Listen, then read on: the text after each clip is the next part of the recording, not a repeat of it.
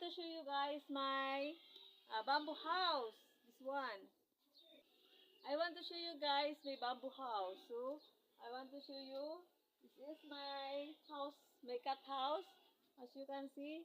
Hello, Damon. This is Damon and Ginger. As you can see inside. So, this is my dirty kitchen.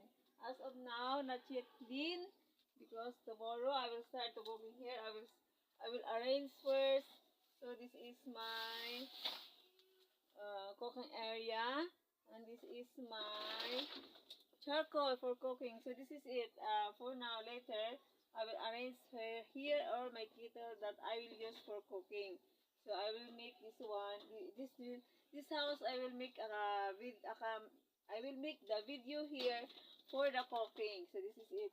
At the back, that is my vegetables. So let's go, guys. We were going to my vegetables right now, but as of now I have few vegetables because I'm not yet planting because my tooth is so big. Yeah, I have a toothache for now. So this one is the sweet potato. This is the green leaves, and this one is for my squash. Yeah, this is my squash, and we will show you guys the one of squash.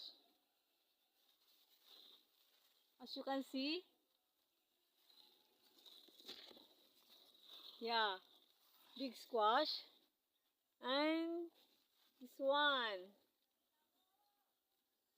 So I have here at the back the papaya, and we will going up to show you the other of my vegetables for now. So ayan. It's raining, guys, today. It's so raining. So this is the lemongrass. This is a lemongrass. So ayan. So as you can see, my vegetables here, they have much flowers. So yeah, it's raining. My mobile will. It's raining. So it's blessings, more blessings. This is squash. As of now, I have I starting plant the vegetables here, but later I will continue because yeah, I have a toothache. So as you can see here, this is the new plants. See? So we will show you my surroundings here. Wow. So we have space for planting the vegetables here. So yeah.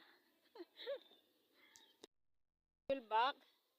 So this is the back. So this is so much scattered there. So we will show you. This is my bamboo house. I show you already inside, right?